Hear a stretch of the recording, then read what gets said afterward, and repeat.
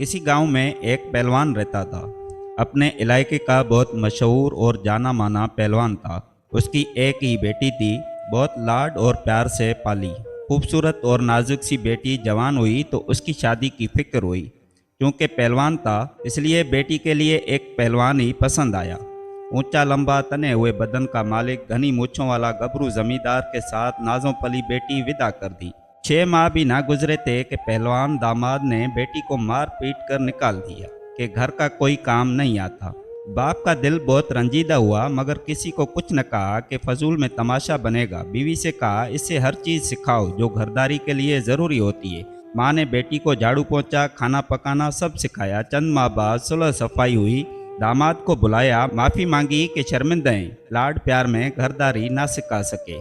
6 माह ना गुजरे, बेटी फिर मार खाकर मैके वापस आ गई कि कोई सीना परोना नहीं आता। फिर पहलवान बहुत दुखी हुआ। फिर बीवी को कहा, इसे सीना परोना सिखाओ। बीवी ने सिलाई कढ़ाई, गोटा किनारी, रजाइयाँ बिछाइयाँ, यहाँ तक के परांदे और औजार बंद भी बनाना सिखा दिए।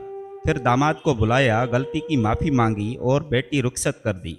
फिर चंद माह गुजरे, बेटी फिर नील व नील मार खाकर मैके वापस आई कि खेत खलियान नहीं संभाल सकती, मेरे साथ गाय भैंसों का दूध दोना नहीं आता। पहलवान बहुत दुखी हुआ और रंजीदा हुआ। या अल्लाह, कैसा नसीब है बेटी का। खैर, बड़ी इज्जत थी जमाने में, खामोश रहा। बेटी को साथ ले जाता, खेती बाड़ी के काम सिखाए और गाय भैंसों का दूध दोना सिखा दिया। और एक बार फिर बेटी को बहुत दुआओं के साथ रुखसत की।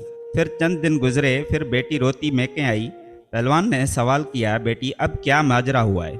कहने लगा, मेरा शौहर कहता है तू आटा गूंथते हुए हिलती बहुत है। पहलवान को अब सारी बात समझ में आई। उसके दामाद को आदत पड़ चुकी थी मारने की और लत लग गई थी बीवी पर रौब जमाने की। कहने लगा, बेटी मैंने तुझे सब कुछ सिखाया मगर ये नहीं सिखाया तू बेटी किसकी है। बेटी हैरान हुई मगर कुछ ना समझी। चंद दिन बाद दामाद पहलवान को एहसास हुआ कि बहुत अरसा गुजरा, ना ससुर ने माफ़ी मांगी ना बेटी वापस भेजी। खैर खबर लेने ससुराल के घर आया। ससुर ने दरवाजे पर रोक लिया और कहा, इन्हीं पैरों पर वापस चला जा।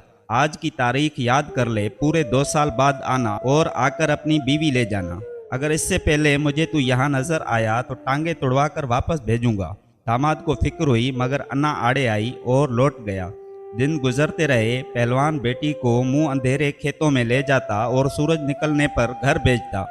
बीवी ने बारहा पूछा मगर ये राज न खुला। 2 साल गुजरे। दामाद अपनी बीवी को लेने आया। बाप ने खुशी खुशी रुखसत की। चंद दिन गुजरे। पहलवान दामाद ने आदत से मजबूर चीखना चिल्लाना शुरू कर दिया और मारने के लिए बीवी की तरफ हाथ बढ़ाया।